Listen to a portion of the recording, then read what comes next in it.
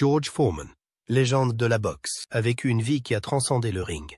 Né dans la pauvreté, il est sorti des rues du 5e quartier de Houston pour devenir 2 fois champion des poids lourds. Prédicateur, entrepreneur et père de 12 enfants. Pourtant, lorsque Foreman est décédé, quelque chose d'étrange et de troublant s'est produit. Sa succession a été scellée, son contenu caché pendant des années, laissant même ses proches dans l'expectative. Lorsqu'elle a finalement été ouverte, tout le monde a été choqué par ce qu'elle contenait.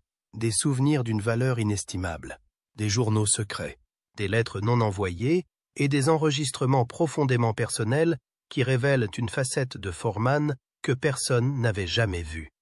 Voici l'histoire du monde caché derrière la propriété de George Foreman et des secrets qu'elle renferme sur l'homme derrière les gants, des secrets qui ont laissé même sa famille sans voix. La carrière de George Foreman n'a pas commencé sous les feux de la rampe, mais dans les rues grinçantes et violentes du 5e quartier de Houston, où il est né le 10 janvier 1949, à Marshall, au Texas. Avec sa mère Violette et ses 6 frères et sœurs, George a grandi dans une extrême pauvreté, et ses premières années ont été marquées par les difficultés et la violence. Son père a quitté la famille peu après la naissance de George, et l'absence d'un père pèse lourdement sur lui. La vie dans le Fifth Ward est difficile, et George se retrouve souvent dans des combats de rue, cherchant à prouver sa valeur dans un monde qui semble ne lui offrir que de la souffrance. Nombreux sont ceux qui pensent que le destin de George est scellé. Il se dirigeait vers le même chemin que beaucoup d'autres jeunes hommes de la région, pris dans un cycle de pauvreté, de violence et de criminalité. Mais à Seas Hans, la vie de George a pris un tournant inattendu lorsqu'il a rejoint le Job Corps. Initialement inscrit pour apprendre la menuiserie, c'est là que George a découvert la boxe et que, pour la première fois, il a trouvé un moyen de canaliser sa colère et sa frustration. Un entraîneur a reconnu le talent brut et l'agressivité de George et lui a dit « Tu peux être plus que ta colère ». Ces mots resteront gravés dans sa mémoire et le mettront sur la voie de devenir l'un des boxeurs les plus célèbres de l'histoire. En 1968, alors qu'il n'avait que 19 ans, George a remporté la médaille d'or aux Jeux olympiques de Mexico, déjouant les pronostics et devenant le premier Afro-Américain à remporter une médaille d'or de boxe pour les États-Unis. Sa victoire a toutefois suscité des réactions mitigées. Si certains ont célébré son exploit, d'autres ont critiqué sa démonstration de patriotisme après la victoire. Les débuts de la carrière de George ont été marqués par la controverse, mais ils ont aussi marqué le début de son parcours, d'un jeune en difficulté à un athlète de classe mondiale. Cette victoire sera un moment décisif dans sa vie, mais elle marquera également le début d'une carrière qui sera marquée non seulement par le succès, mais aussi par des luttes qui le suivront pendant des décennies. Après son triomphe olympique, George Foreman devient professionnel en 1969 et son ascension vers la célébrité est rapide et brutale. Il se fait rapidement un nom, démolissant ses adversaires grâce à sa force et à sa puissance inégalée. Au cours de ses 40 premiers combats, il a mis KO 37 adversaires, ce qui lui a valu une réputation de puissance. La puissance brute et la férocité de George sur le ring sont devenues sa marque de fabrique, et sa présence intimidante suffit à faire hésiter n'importe qui avant de monter sur le ring avec lui. En 1973, George atteint le but ultime de tout boxeur. Il devient champion du monde des poids lourds en battant Joe Frazier par un spectaculaire KO en 2 rounds. Le combat est l'un des plus inégaux de l'histoire de la boxe, Frazier touchant le sol à 6 reprises en moins de 6 minutes. Il s'agit d'un véritable anéantissement, et George devient le symbole de la puissance brute dans ce sport. Son attitude stoïque et sans état d'âme en dehors du ring ne fait que renforcer son image de force inarrêtable. Il souriait rarement, parlait peu, et gardait une attitude concentrée, presque effrayante. Cependant, derrière cet extérieur intimidant, George était toujours aux prises avec le poids émotionnel de son passé. La colère qui l'avait animé dans les rues de Houston avait été canalisée dans sa carrière de boxeur, mais elle le hantait toujours. Le monde a vu un champion, mais à l'intérieur, George luttait toujours avec son identité. Sa colère l'avait conduit à la boxe, mais aujourd'hui, c'est elle qui menaçait de le consumer. Son ascension vers le sommet a été autant une bataille contre son passé que contre ses adversaires sur le ring. Pourtant, malgré son succès, un sentiment de vide persiste. Ses victoires semblaient creuses, comme s'il se battait encore pour quelque chose qu'il n'arrivait pas à saisir. En 1974, George Foreman a livré le combat le plus important de sa vie. Un combat qui allait non seulement déterminer sa place dans l'histoire, mais aussi changer le cours de sa vie pour toujours. Le Rumble in the Jungle devait être un affrontement historique entre George Foreman, le champion des poids lourds invaincu et inarrêtable, et Muhammad Ali, le challenger effronté et charismatique. George Foreman aborde le combat en tant que grand favori, plus fort, plus jeune et plus puissant. Ali, quant à lui, avait quitté le ring depuis plusieurs années et n'était pas considéré comme une menace sérieuse. Cependant, le combat s'est avéré être bien plus qu'un simple concours physique. Ali a utilisé sa fameuse stratégie de la corde et du dopage, laissant Foreman se fatiguer tout en absorbant les coups, avant de renverser la vapeur au 8e round avec une droite dévastatrice qui a envoyé George au tapis. C'est une perte choquante, non seulement pour George, mais pour le monde entier. Pour la première fois de sa carrière, George n'est plus le prédateur, mais la proie. Cette défaite a brisé le sentiment d'invincibilité de George et l'a plongé dans une spirale de doute et de dépression. Il se retira des médias, cessa de parler à ses entraîneurs et passa des années à tout remettre en question. Sa force, son bout et de sa foi. L'humiliation de la défaite contre Ali est plus qu'une simple mise à terre sur le ring. C'est un coup dur pour l'identité de George. Il n'était plus le combattant qui avait dominé tous ceux qui se trouvaient sur son chemin, mais un homme en quête de réponse. Cette période d'introspection et de douleur sera un tournant dans la vie de George, qui le conduira à un profond éveil spirituel. Mais les dommages causés par cette défaite sont profonds, et il faudra des années à George pour trouver la paix avec lui-même. Après sa défaite écrasante contre Muhammad Ali, George Foreman est entré dans une spirale de crise personnelle et professionnelle. La défaite dans la bataille de la jungle n'est pas seulement une défaite sur le ring, c'est une perte de soi. Son identité de force inarrêtable, d'incarnation de la puissance brute, a été brisée. L'ancien champion dominant était maintenant confronté à la réalité de sa vulnérabilité. Le temps qu'il a passé sous les feux de la rampe l'a laissé vide, et la pression de devoir répondre aux attentes du monde entier l'épuise. En 1977, Foreman subit un nouveau coup dur, une défaite contre Jimmy Young à Porto Rico. La défaite est humiliante, mais ce qui suit est encore plus profond. Dans les vestiaires après le combat, George s'est effondré et c'est à ce moment-là, selon lui, qu'il a vécu quelque chose qui a changé le cours de sa vie pour toujours. George a déclaré plus tard qu'il était mort ou qu'il avait failli mourir à ce moment-là. Il a décrit une vision de lumière et une présence divine qui lui a parlé, lui disant de changer ou d'affronter la mort. Ce moment d'éveil spirituel n'était pas une simple erreur passagère. C'était une rencontre qui a fondamentalement changé l'orientation de sa vie. Dans la foulée, George s'est engagé dans une transformation radicale. Il se retire de la boxe, vainc tout et se tourne vers la religion. Il est devenu prédicateur, se consacrant à la diffusion de la parole de Dieu, et a dédié sa vie à l'apostolat des jeunes et à la prédication dans de petites églises. Ses disciples ont découvert un homme qui avait connu la rédemption et qui croyait que sa nouvelle foi était la réponse à toutes ses luttes passées. Mais malgré ce changement apparent, le feu qui l'avait poussé à la grandeur sur le ring ne s'est jamais complètement éteint. Il a simplement changé de forme, caché dans sa succession. Après son décès, se trouvait un journal scellé datant de cette époque, en 1977.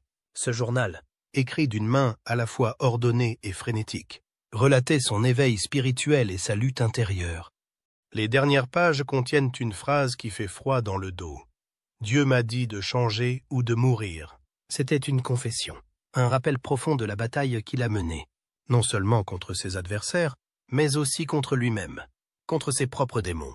Ce journal, enfermé pendant des décennies, a révélé que la foi de George Foreman ne consistait pas seulement à prêcher aux autres, mais aussi à se sauver lui-même, à trouver un but au-delà de la boxe et à conquérir les forces mêmes qui avaient autrefois défini sa carrière. Le retour de George Foreman sur le ring en 1987, à l'âge de 38 ans, a stupéfié le monde entier. La plupart des gens pensaient qu'il s'agissait d'un coup de publicité, d'une ultime tentative d'un boxeur vieillissant essayant de revivre les jours de gloire de sa jeunesse. Mais pour George, il s'agissait d'un voyage vers la rédemption personnelle. Il n'était plus le même combattant qui avait autrefois dominé la division des poids lourds avec férocité et puissance.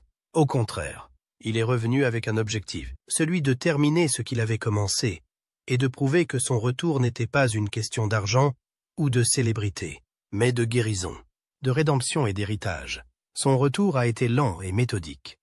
George a combattu des adversaires soigneusement choisis pour lui redonner confiance et rétablir progressivement sa réputation. À chaque combat, il retrouve la force et l'assurance qui avaient fait de lui une force sur le ring. Mais ce n'est qu'en 1994, lorsqu'il choque le monde de la boxe à l'âge de 45 ans, que George consolide à nouveau sa place dans l'histoire. Par un miraculeux retournement de situation, George Foreman affrontait Michael Moorer, 26 ans, pour le titre de champion du monde des poids lourds. Personne ne donne une chance à George. À 45 ans, il est l'homme le plus âgé à disputer le titre de champion du monde des poids lourds. Mace Foreman, vêtu de son emblématique maillot rouge et arborant son sourire caractéristique, défie les attentes. Il a sommé Moorer au Dixie Round, devenant ainsi le plus vieux champion des poids lourds de l'histoire. Cette victoire est tout simplement miraculeuse. La foule explose d'incrédulité alors que Foreman, qui avait été considéré comme une relique du passé, prouve qu'il a toujours le cœur, la puissance et la volonté de se battre. Mais la réaction de George à cette victoire est révélatrice. Il ne se moque pas et ne se vante pas. Au lieu de cela, il s'est agenouillé et a prononcé une prière de gratitude. Pour George, cette victoire n'était pas seulement une question de ceinture, mais aussi de rédemption. Elle témoigne de sa conviction inébranlable que, quelle que soit la hauteur de la chute, il y a toujours une chance de se relever. Ce que beaucoup n'ont pas compris, c'est que la victoire de George n'était pas seulement pour sa carrière, elle l'était pour l'homme qu'il était devenu. Le boxeur qui s'était battu pour le frisson de la victoire se battait désormais pour quelque chose de bien plus profond, la paix. Le but est la réconciliation. Le ring n'est plus seulement un champ de bataille pour ses prouesses physiques, mais un lieu où il peut retrouver la dignité et le respect qu'il avait perdu au cours de ses premières années. Sa rédemption n'était pas seulement dans le titre, elle réside dans son parcours personnel, l'histoire d'un homme qui s'est battu non seulement pour la victoire, mais aussi pour son âme. Dans les années qui ont suivi sa seconde retraite, George Foreman est devenu l'un des entrepreneurs les plus improbables et les plus prospères que le monde ait jamais connus. Si sa carrière de boxeur lui a apporté la célébrité, ce sont ses entreprises commerciales qui l'ont fait connaître du grand public. L'histoire de la transformation de George Foreman, de champion de boxe à entrepreneur multimillionnaire, a commencé avec un produit apparemment simple, le George Foreman Grill. Le grill, présenté comme un mode de cuisson plus sain, a connu un succès inattendu. Avec son design incliné qui permet à l'excès de graisse de s'écouler des aliments, il est rapidement devenu un appareil indispensable dans les cuisines du monde entier. Ce qui a rendu le produit encore plus attrayant, c'est Foreman lui-même. Sa personnalité plus grande que nature, associée à sa nouvelle image publique de prédicateur et de père de famille, a fait de lui le porte-parole idéal pour le grill. Le sourire contagieux de George et sa personnalité sympathique ont fait du grill non seulement un outil de cuisson, mais aussi un symbole de réinvention et de rédemption. Le grill George Foreman est devenu un phénomène culturel. Plus de 100 millions d'unités ont été vendues dans le monde entier, faisant de George l'un des athlètes retraités les plus riches. Il avait trouvé le succès dans un domaine complètement différent de la boxe, et les bénéfices dépassaient de loin tout ce qu'il avait réalisé sur le ring. Le grill n'était pas seulement une entreprise commerciale. C'est le point culminant de la réinvention de George, un symbole physique de sa seconde chance dans la vie. Cependant, aussi lucratif que soit le grill, il ne s'agissait pas seulement d'argent pour George. Le produit représentait l'aboutissement de son parcours. Un parcours qui avait commencé avec un jeune homme en colère à la recherche d'un but, et qui s'était terminé avec un homme qui avait trouvé la paix et l'épanouissement au-delà du ring de boxe. Lorsque sa succession a finalement été ouverte, les enquêteurs ont trouvé le prototype original du grill. Vieux, carbonisé et taché de graisse. Pourtant, sous la crasse, il rappelait le chemin parcouru par George. Le grill a été plus qu'un succès financier. C'était l'incarnation physique de l'homme qui avait combattu ses démons et trouvé le moyen de subvenir aux besoins de sa famille d'une manière qui transcendait la violence de son passé. Même au milieu de cette nouvelle richesse, George a gardé les pieds sur terre. Une photo prise dans son jardin le montre portant sa ceinture de champion comme un tablier, en train de cuisiner pour ses enfants. La légende écrite de sa main disait « Best title defense I ever had », Meilleure défense de titre que j'ai jamais eue. Cette légende résume parfaitement la vie de George Foreman, qui ne se contentait plus de se battre sur le ring, mais se battait pour sa famille, son héritage et une meilleure version de lui-même. La succession de George Foreman ne se limite pas au souvenir de sa légendaire carrière de boxeur et de son succès commercial. Lorsque la succession a finalement été ouverte au public, les enquêteurs ont découvert un aspect profondément personnel de George qui était resté caché pendant des années. Parmi les diverses malles, boîtes et coffres fermés à clé, se trouvait un trésor de documents et d'objets liés à la famille, dressant le portrait d'un homme qui s'était efforcé de concilier sa carrière, sa foi et sa vie de famille. L'une des découvertes les plus frappantes a été celle des coffres en bois fermés à clé, chacun portant le nom de l'un de ses enfants, George III, George IV, Michi et Natalia. Ces coffres contenaient des lettres manuscrites, des dessins d'enfants, des cartes d'anniversaire et des messages personnels, tous soigneusement conservés par George pendant des décennies. À l'intérieur du coffre étiqueté George III, les enquêteurs ont trouvé une lettre que George avait écrite à son fils, admettant ses erreurs en tant que père. La lettre, maculée de ce qui ressemblait à des larmes, disait « J'ai été trop dur avec toi, trop pris par ce que je voulais que tu sois. Tu n'avais pas besoin d'être moi, tu n'avais qu'à être toi. » La phrase « Je suis fier de toi quoi qu'il arrive » a été gribouillée et réécrite. Un aveu poignant de regret et d'amour. Les malles contenaient également des enregistrements audio très personnels. L'un d'entre eux, daté de 1991, montre la voix de George, fatigué et réfléchi. Il parle des défis que représente le fait d'être à la fois boxeur et père. Je pensais que le plus dur était l'anneau, mais non. Le plus dur était de rentrer à la maison et d'être quelqu'un dont ils avaient besoin. Parfois, la bague était plus facile que la maison. Cet enregistrement, caché pendant des années, donne un aperçu de la complexité émotionnelle d'un homme qui a fait tant de sacrifices pour sa carrière, mais qui a le sentiment de ne pas s'être investi dans sa propre famille. En fouillant davantage dans la succession de Foreman, les enquêteurs ont découvert toute une série de photographies, dont certaines n'avaient jamais été vues auparavant. Il y avait des images de ses enfants, des moments de fierté comme des remises de diplômes et des événements sportifs, des photos de Foreman lui-même, agenouillé en prière avec ses enfants, entouré de chaos et de jouets, une facette de lui que ses fans n'avaient jamais vue. Ces photos prises sur le vif dressent le portrait d'un homme qui tente, et parfois échoue, à trouver un équilibre entre le chaos de la célébrité et la simplicité de la vie de famille. Malgré sa célébrité et son succès, il est devenu évident que la vie de George Foreman était loin d'être parfaite. C'était un homme qui menait des batailles sur le ring, mais le véritable combat se déroulait à la maison. Sa vie de famille était fracturée, avec des blessures émotionnelles qui n'avaient pas été traitées pendant des années. Le domaine, dans sa discrétion, a raconté l'histoire d'un homme qui a cherché à se racheter, non seulement aux yeux du monde, mais aussi aux yeux de ses enfants. Et si certains de ses enfants ont trouvé la paix avec l'héritage de leur père, d'autres n'ont pas pu échapper aux cicatrices de leur éducation. Les fissures dans l'image de la famille Foreman sont devenues évidentes, révélant les complexités d'une vie qui semblait si parfaite de l'extérieur. Au-delà du ring de boxe, le domaine de George Foreman reflète le cheminement spirituel de l'homme, son besoin de rédemption et son désir de faire la paix avec son passé. La découverte la plus choquante a sans doute été celle d'une pièce cachée dont beaucoup de membres de sa famille ignoraient l'existence. Située à l'extrémité de sa vaste propriété texane, cette pièce n'était pas destinée à accueillir des invités ou à être exposée. C'était un sanctuaire. Un espace réservé à George. La pièce, cachée sous la maison principale, avait des allures de chapelle privée.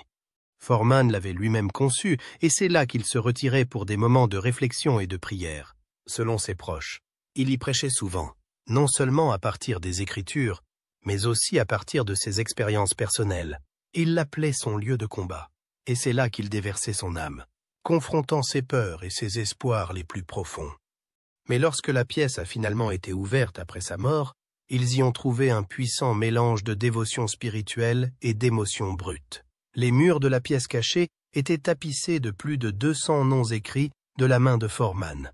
Certains étaient Muhammad Ali, Joe Frazier, Mike Tyson, tandis que d'autres étaient des noms moins connus, notamment ceux des personnes qui lui avaient fait du tort tout au long de sa vie.